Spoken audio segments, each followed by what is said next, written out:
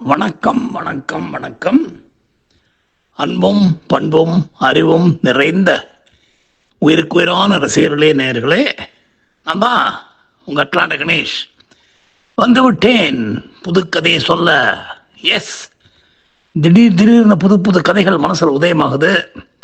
அதெல்லாம் உங்களுக்கு சொல்லிடணும் அப்படிங்கிற வெறி எனக்கு இருக்க. வெறி என்னது? சரி சரி, கதையை சொல்லுகிறீங்களா? சரி. அதாவது இந்த கதையோட டைட்டில் வித்தியாசமான கோணம். நல்லா கேட்டுங்க, வித்தியாசமான கோணம். அதாவது ஒரு விஷயத்துக்கு பல கோணங்கள் உண்டு. ஒருத்தர் ஒரு கோணத்தில் பார்ப்பாரு, இன்னொருத்தர் இன்னொரு கோணத்தில் பார்ப்பாரு. அப்படியாக பலவிதமான கோணங்களில் பார்த்துட்டு கடைசியில் அந்த விஷயத்தை பற்றி பேசுவாங்க, யோசிப்பாங்க. ரைட்டா? ஃபார் எக்ஸாம்பிள், பரீட்சையில் படிக்கிறோம், பாஸ் பண்ணுங்கிற போது ஒருத்தர் சொல்லுவார், ஓ இந்த பாரு, முக்கியமான கேள்விகள் பதில்களை கரெக்டாக படித்து வச்சிட்டேனாக்க அந்த ஆங்கிளில் எந்தெந்த முக்கியமான கேள்வி பதிலை மட்டும் தெரிஞ்சு வச்சுக்க, அந்தந்த போர்ஷனை கரெக்டாக படித்து வச்சிட்டேனாக்க டெஃபினட்டாக ஃபஸ்ட் கிளாஸ் வரணும். இன்னொருத்தர் சொல்லுவார், இல்லை இல்லை இல்லை, புக்கு ஃபுல்லாக அப்படியே எல்லா சப்ஜெக்டையும் கரெக்டாக பார்த்து வச்சுக்கிட்டாக்க எல்லா சாப்டர்ஸையும் ஒரு தடவைக்கு 2 தடவை பார்த்துட்டா நிச்சயமாக பாஸ் பண்ணிடலாம், நல்ல மார்க்கும் வாங்கலாம் அப்படிம்பாங்க. இன்னொருத்தர் இன்னொரு ஆங்கிள் சொல்லுவாங்க. அதாவது எல்லாத்துக்கும் ஒரு ஆங்கிள், பட் ரொம்ப டிஃப்ரெண்ட்டான ஆங்கிள் பலது இருக்குங்கிறது பல மனிதர்களுக்கு நிச்சயமாக அனுபவப்படுற போது தான் தெரியும். அடே, இப்படி ஒரு ஆங்கிள் இருக்கா இதில். ஓஹோ, உங்களுக்கு நாங்கள் கார் வாங்க பணத்தை அள்ளி கொடுக்குறோம், எத்தனை லட்சம் வேணும் அப்படின்னு கேட்டுட்டு ஆதார கடை கொடு, அந்த நம்பரை கொடு, இந்த நம்பரை கொடு, அதை கொடு, இதை கொடு, பேங்க் அக்கௌண்ட்டை கொடுலாம் வாங்கிட்டு இருக்கிற பணத்தை ஆட்டையை போட்டுறானுங்க. நீங்கள் நினச்சது உங்களுக்கு கார் வாங்க, கடன் வாங்க வரப்போகுது, பணம் வரப்போகுது பேங்க்ல இருந்துன்னு. ஆனால் இந்த திருட்டு கும்பல் உங்கள்கிட்ட இருக்கிற பணத்தை அடிச்சுட்டு போயிடுறானுங்க. அந்த ஆங்கிளில் நீங்கள் கொஞ்சம் கூட யோசிச்சே பார்த்துருக்க மாட்டீங்க. ஆனால் அவன் அந்த ஆங்கிளில் திங்க் பண்ணி உங்ககிட்ட இருக்கிற பணத்தை ஆட்டையை போட்டுடுறானுங்க. இந்த மாதிரி பல விஷயங்கள், சின்ன சின்ன சின்ன விஷயங்கள் நீங்கள் யோசிச்சு பார்த்தீங்கன்னா இந்த ஆங்கிள், டிஃப்ரெண்ட் ஆங்கிளில் திங்க் பண்ணுறது, மிஸ்டேக் ஆகிறதெல்லாம் நிறைய நடக்கும். கல்யாணம் ஆனவங்களுக்குள்ள பல விஷயங்கள் இது மாதிரி நடக்கும். ஓஹோ, இப்படி நினச்சியா நீ, நான் அப்படி நினச்சேன், இப்படி நினச்சேன், அப்படி நினச்சேன், அது மாதிரி மாற்றி மாற்றி பேசி அதுவே சண்டை மண்ட உடையும். இந்த மாதிரிலாம் பல விஷயங்கள் நடக்கிறத நீங்கள் பார்த்துருப்பீங்க. சில சமயம் சிரிச்சு அடே அப்படின்னு குடும்பத்துக்குள்ளே உங்களுக்கு ஒன்றும் பிரச்சனை இல்லைன்னு சொன்னாக்க அப்படி போயிடும். அப்படி இல்லைன்னு சொன்னால் பெரிய பிரச்சனையா உதாகரமாக வெடிக்கவும் சான்ஸ் இருக்கு. வாங்க. ஸோ இந்த மாதிரி பல விஷயங்கள், இந்த கதையுடைய டைட்டிலே வித்தியாசமான கோணம். ஓகேயா? அதனால அந்த கதைக்கு போகலாம். வித்தியாசமான கோணம்ங்கிறது எல்லாரும் எல்லா விதத்திலையும் யோசிப்பது. ஒருத்தரும் ஒரு விதமாக யோசிப்பாங்க. அதைத்தான் நாம் வித்தியாசமான கோணம்னு சொல்கிறோம். இப்போ பல பேருக்கு இந்த காலத்தில் சொல்கிறாங்க, மாற்றி யோசி, எல்லாரும் செய்கிற மாதிரி ஒரே மாதிரி யோசிக்காதேங்கிறாங்க. உடனே பல பேர் வித்தியாசமாக யோசிக்கிறாங்க. கரெக்டாக? ஸோ ஒரு பீரியடில் பால் உடம்புக்கு ரொம்ப நல்லது அப்படின்னு யோசிச்சாங்க, பிகாஸ் சயின்டிஸ்ட்லாம் சொன்னாங்கன்னு. இப்போ திடீர்னு பார்த்தா, ஓ நம்ம மை காட், பால் அது இருக்குது, அதனால் பால் சாப்பிட்றத குறைக்கணும் அப்படின்றாங்க. அதே மாதிரி பல விஷயங்கள், எல்லா விஷயத்திலையும் வித்தியாசமாக சயின்டிஸ்ட் சொல்கிறது நல்லபடியாக இருந்தாக்க yes, we are got to follow, because நம்ம ஹெல்த்துக்காக இந்த காலத்தில் பல பேர் நெடோழி வாழறாங்க. 90 வயசுக்கு மேலே தான் நிறைய பேரை பார்க்க முடியுது ஆபிச்சரி காலத்தில். அந்த காலத்துலலாம் 64, 63, 62, பரவாயில்லையே 63 வயசு இருந்திருக்காரே நினச்சாங்க.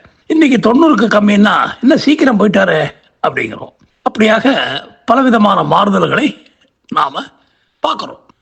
இப்போ நம்ம கதைக்கு வந்தோம்னா, நம்ம நண்பர் ஒருவர் ரொம்ப நல்ல மனிதர், நல்ல பிஸ்னஸ்லாம் பண்ணிக்கிட்டு இருக்காரு, பிஸ்னஸ் பண்ணி முன்னுக்கு வர்றாரு, சூப்பரான லைஃப்பை லீட் பண்ணிக்கிட்டு இருக்காரு அமெரிக்காவில். அப்படிப்பட்ட நண்பர் பல ஹெல்ப்பு பல பேருக்கு பண்ணுறதுக்காக ஆசைப்படுபவர். பிஸ்னஸில் இருக்கிறதுனால நிறைய ஃப்ரெண்ட்ஸ் அவருக்கு. எல்லா ஃப்ரெண்ட்ஸுக்கும் சின்சியராக ஹெல்ப் பண்ணுவார். யாருக்காவது வேலைகளில் பிரச்சனைனா கூட தன்னுடைய கம்பெனியில் தூக்கி போட்டு அட என்னையா சம்பளம் வாங்கினது, அதுக்கு மேலே ஒரு 15% வாங்கிக்கங்க, வாங்க நமக்கு வேலை செய்யுங்க அப்படின்னு சொல்லி கை கொடுப்பார். கை கொடுத்த தெய்வம் அப்படின்னு பல பேர் ரொம்ப லைக் பண்ணுவாங்க, அவரை பிடிக்கும். அண்டு நல்லபடியாக பிஸ்னஸ் பண்ணார். ஒர்க் பண்ணுறவங்களாம் ரொம்ப ஹாப்பியாக இருந்ததுனால அவர் பிஸ்னஸ் நல்லபடியாக வளர்ந்தது. அண்டு சந்தோஷமாக பணத்தை பண்ணி கொண்டு வந்த லாபத்தில் அதை எல்லாருக்கும் பிரித்து கொடுத்து அவருக்குள்ள பங்கை அவர் வச்சுக்கிட்டு கோடீஸ்வர வாழ்க்கை அண்டு சொசைட்டிக்கு பலவிதமான ஹெல்ப்பை பண்ணுவார். அவர் அமெரிக்காவுக்கு வரத்துக்கு முன்னாடி மதுரையில் இன்ஜினியரிங் காலேஜ் எல்லாம் படித்து கிடிச்செல்லாம் பண்ணுற போது எல்லா என்டர்டெயின்மெண்ட்லேயும் பார்ட்டிசிபேட் பண்ணுவார். அதுக்கப்புறமாக ஏதோ ஒரு வேலை கிடச்சி சென்னையில் இருந்தபோது ஒரு அமைச்சூர் ட்ராமா குரூப்பில் போயிட்டு ஜாயின் பண்ணி நிறையா அங்கே பார்ட்டிசிபேட் பண்ணி நல்ல கேரக்டர் நடித்து கிடிச்சு எல்லாம் பண்ணி கைதட்டுலாம் வாங்கி மக்களை படுத்தி எல்லாம் பண்ணி வாழ்க்கையில் ரொம்ப சந்தோஷமாக ஹாப்பியாக இருந்தவர். அப்படிப்பட்டவருக்கு திடீர்னு அமெரிக்காவில் ஒரு ஆப்பர்ச்சுனிட்டி கிடைக்க உடனே அமெரிக்காவுக்கு வந்து சேர்ந்தார். எப்போ எல்லாம் 95 2000 டயத்தில் எல்லாரும் வந்துட்டாங்களே கடகடன்னு. கம்ப்யூட்டர் அப்படின்னு ஸ்பெல்லிங் தெரிஞ்சவங்க எல்லாம் அமெரிக்கா தான், ஏன்னா அவ்வளோ ஆட்கள் தேவைப்பட்டது மில்லியனத்துக்கு. அப்போ இவர் இங்கே வந்தார் போனார், எல்லாம் ஒரு 8 வருஷம் வேலையை பார்த்தார், எல்லாம் பண்ணார். அதுக்கப்புறமாக சின்ன லெவலில் ஒரு பிஸ்னஸ் ஆரம்பிக்க அந்த பிஸ்னஸ் நல்லபடியாக பிச்சுக்கிட்டு போச்சு. அப்புறம் என்ன, ஆட்டம் பாட்டம் கொண்டாட்டம், நல்ல மனுஷன் வேறு, அதனால நல்லபடியாகவே யோசிப்பார், எல்லாருக்கும் நன்மை செய்வார். நல்ல ஒரு பெண்ணாக பார்த்து கல்யாணம் பண்ணிக்கிட்டு மகிழ்ச்சியாக குடும்பத்தை நடத்தி கொண்டு வந்தார். யார் நண்பர்? நாகராஜ். அதாவது நாகராஜுங்கிற ஒரு நல்ல மனுஷர், எல்லாருக்கும் உதவி செய்யணுங்கிறதுல ரொம்ப குறியாக இருக்கிறவர், நல்லவர், வல்லவர், அதே நேரத்தில் எல்லார்ட்டையும் ஃப்ரெண்ட்லியாக இருப்பார். அப்படிப்பட்ட நல்ல மனிதருக்கு அந்த காலத்தில் நாடகத்தில் நடிக்கிற போது அந்த நாடகத்தில் 2 பெண்கள் நடித்துக்கிட்டு இருந்தாங்க. அதாவது ஒரு பெண்ணுக்கு ஒரு 18-19 வயசு இருக்கும், இன்னொரு பெண்ணுக்கு ஒரு 23-24 வயசு இருக்கும். 2 பெண்களுமே அந்த நாடகத்தில் ஏதோ ஒரு முக்கியமான கேரக்டரில், என்ன பிகாஸ் ஒரு 10-12 பேர் நடித்தாங்கன்னாக்கா அதில் எல்லாருமே ஆம்பளைங்களாக தான் இருப்பாங்க. 2 பெண்கள் கேரக்டர் தான் மேக்ஸிமம் இருப்பாங்க. ஏன்னா அவங்களுக்கு பேமெண்ட்லாம் கொடுக்கணும், அவங்க ப்ரொஃபஷனல்ஸு. மற்றபடி ஆம்பளைங்களுக்கெல்லாம் ஜஸ்ட் கன்வீனியன்ஸு. அந்த காலத்தில் என்ன 10 ரூபா ஒரு பிளேக்கு கன்வீனியன்ஸ்னு கொடுப்பாங்க. அதே பொம்பளைங்கன்னு சொன்னாக்க பெண்கள் நடிக்கிறவங்களுக்கு 30-40 ரூபா ஒரு பிளேக்கு உள்ளூர்லேயும், வெளியூர்னாக்கா ஒரு 100 ரூபாய்க்கு கொடுக்க வேண்டியிருக்கும். அதனால் யோசித்து தான் லேடிஸ் கேரக்டரையே ஃபிக்ஸ் பண்ணுவாங்க. பிகாஸ் எக்ஸ்பென்சிவ், வர பணத்துக்கும் அதுக்கும் செலவு அதிகமாகிடும். அதனால் முடிந்த வரைக்கும் ஒரு பெண் கேரக்டர் தான் போகிறோன்னு. எனிவே அதில் இந்த 18-19 வயசு இருக்கிற பெண்ணு நல்லா நடிக்கும், பார்க்குறதுக்கும் ஓரளவுக்கு நல்லா இருக்கும். நிச்சயமாக சினிமாவெல்லாம் வரும் அப்படிங்கிற நம்பிக்கை அவளுக்கு இருந்ததோ இல்லையோ, மற்றவங்களுக்கெல்லாம் நிறையா இருந்தது. அந்த பெண்ணும் ஒரு 20-21 வயசில் ஹீரோயினாக ஒரு 8 படங்கள் நடிச்சுட்டு அதுக்கப்புறமாக அவளுக்கு வாய்ப்புகள் அவ்வளோவா கிடைக்கல. ஏன்னா பிகாஸ் பல காம்ப்ரமைஸ்களுக்கு ஒத்துக்கிறதுக்கு ஷி வாஸ் நாட் இன்ட்ரெஸ்டட். ஓரளவுக்கு நல்ல குடும்பத்திலேருந்து வந்ததுனால நல்ல பெண்ணாகவே இருக்கணும்னு நினச்சாங்க. பணம் செகண்டரி தான் அப்படிங்கிறதுனால அந்த பெண்ணு அப்படியே சினிமா வாய்ப்புகள் ஒரு 7-8 படத்தில் நடிச்சுது. அதுக்கப்புறமா வந்து அக்கா தங்க எங்க இந்த மாதிரி ரோல்லாம் வந்த உடனே அதுலேயும் நிறையா அட்ஜஸ்ட்மெண்ட்டு காம்ப்ரமைஸ்லாம் சொன்ன உடனே இன்ட்ரெஸ்ட் போய் பேசாமல் ஒதுங்கிடுச்சு. அப்படி ஒதுங்கின பொண்ணு ஒரு கல்யாணத்தை பண்ணிக்கிட்டு குடும்பத்தில் செட்டில் ஆகிடலாம் அப்படிங்கிற மாதிரி நினச்சி ஒரு ஆளை கல்யாணம் பண்ணிக்கிச்சு.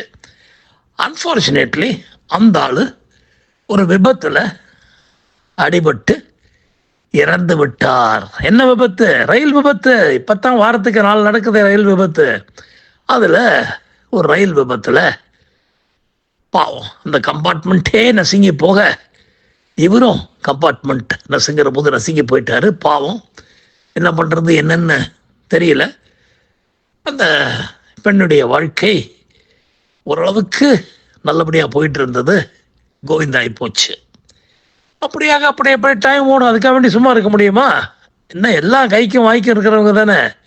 இந்த பொண்ணு ஏதோ நடிக்கிற போது கிடைக்கிற போது சம்பாதிச்சதெல்லாம் குடும்பம், அந்த செலவு இந்த செலவு அது இதுன்னு க்ளோஸ் பண்ணிடுச்சு.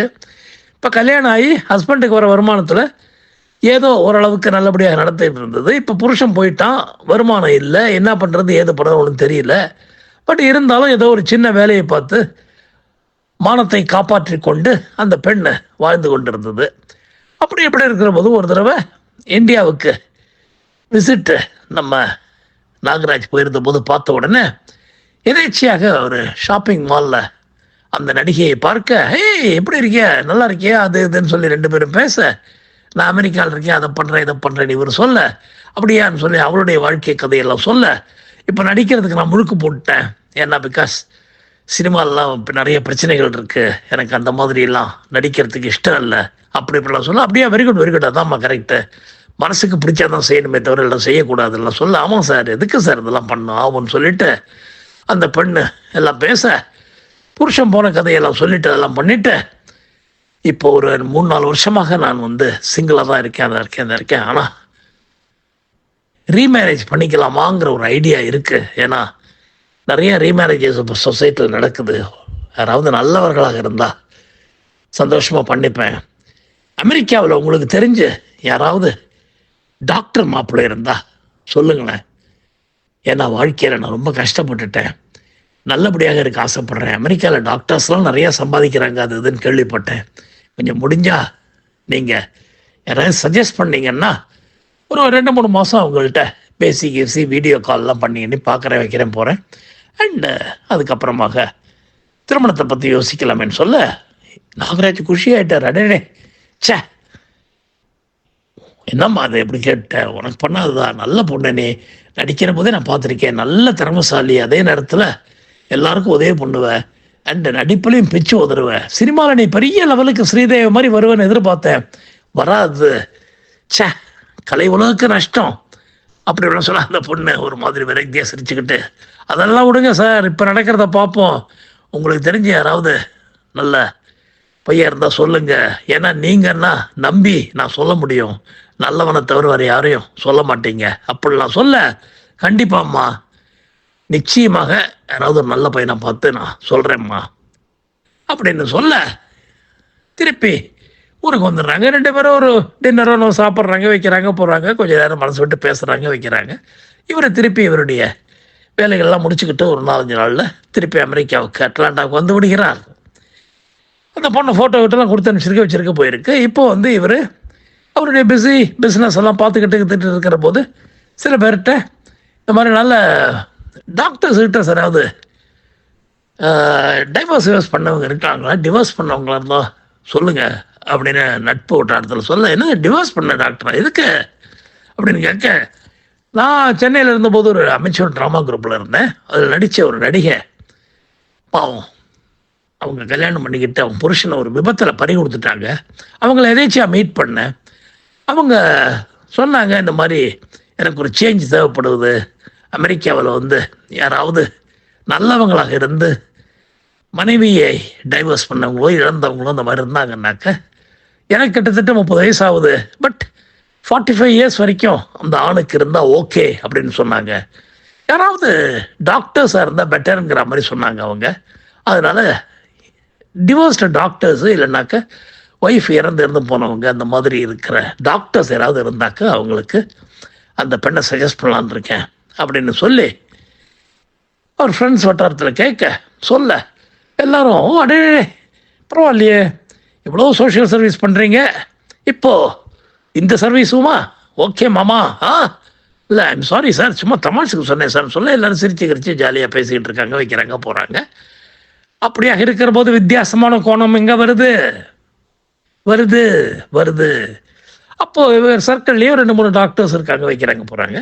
ஒரு டாக்டர்கிட்ட, டாக்டர் உங்களுக்கு தெரிஞ்சு யாராவது டிவோர்ஸ் ஆன டாக்டரோ இல்லைனாக்க மனைவி தவறி போய் சிங்கிளாக இருக்கிற டாக்டர் இருந்தால் சொல்லுங்கள், ஒரு பெண் அவைலபிளாக இருக்கு அப்படின்னு சொல்ல, இருக்கானே நம்ம மோகன், ஆனால் இங்கேருந்து கொஞ்சம் தள்ளி இருக்கான், நார்த் கரோலினாவில் அப்படின்னு சொல்ல, எங்கே இருந்தால் என்ன சார், அவருக்கும் அந்த பொண்ணுக்கும் பிடிச்சி போச்சுன்னா கல்யாணம் பண்ணிக்க வேண்டியது தானே, ஓகே கொடுங்க அந்த ஃபோட்டோவை பார்ப்போம் அப்படின்ன உடனே அந்த ஃபோட்டோவெல்லாம் எடுத்து கொடுக்குறாரு இவர் நாகராஜ். இந்த ஃபோட்டோவெல்லாம் அப்படி பார்க்குறாரு, வைக்கிறாரு, போகிறாரு, கிளான்ஸாக பார்த்துட்டு வச்சுட்டு, பரவாயில்லையே நல்லா இருக்கே, குட் குட் குட் குட் அப்படின்னு சொல்லிட்டு, எதுக்கும் அவருக்கு நம்பர்லாம் நான் கொடுக்குறேன், let him contact her and talk to her அப்படின்னு சொல்லிட்டு நம்பர்லாம் வாங்கிட்டு போயிட்டு, பரவாயில்ல இந்த டாக்டர் டக்குன்னு யாரோ சொல்லியிருக்காருன்னு அந்த ஆளோட ஃபோட்டோ விட்டாலும் இவர் காட்டுறாரு. என் ஃப்ரெண்டு தான் அப்படின்னு சொல்ல பார்த்தா பிரமாதமாக இருக்கிற ஆள் ஜம்முன்னு. இஸ் 46, ஆனால் பார்க்குறதுக்கு 30-35 மேலே இருக்க மாட்டார் போல் இருக்கு.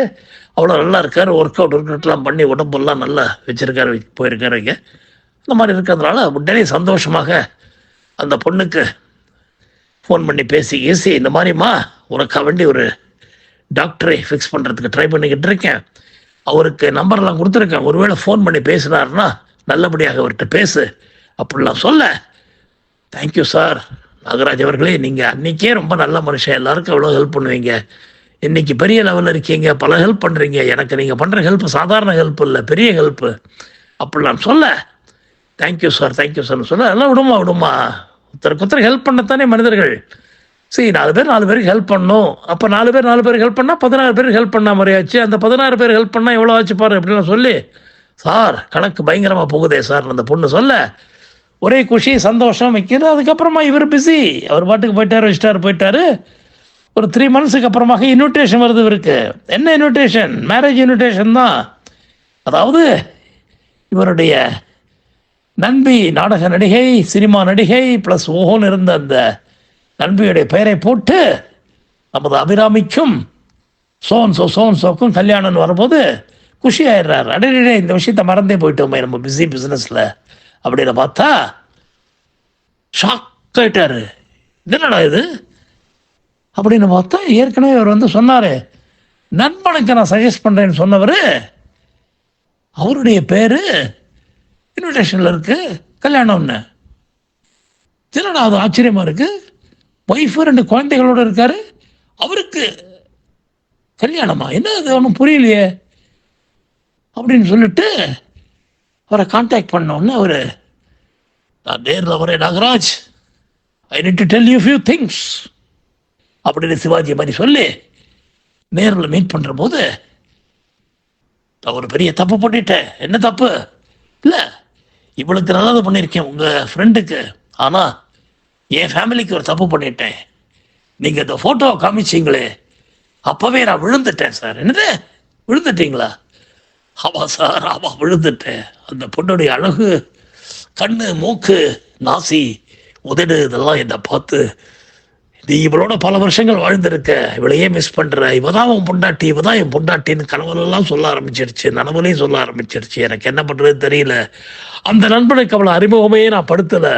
நானே நீங்கள் கொடுத்த நம்பரில் ஃபோன் பண்ணி நாகராஜ் சொன்னார்னு பேசி அந்த பெண்ணின் மனதை கரைத்து, நான் ஒரு பேச்சுலர்லாம் சொல்லி அந்த பொண்ணை கல்யாணத்துக்கு சம்மதம் பண்ணி கல்யாணமாக படிக்க போகிறேன் நாகராஜ், வெளியில் யார்ட்டையும் சொல்கிறாதீங்க, இங்கே ஒய்ஃப் எல்லாம் டைவர்ஸ் பண்ணுறதுக்கு எல்லாம் என்னது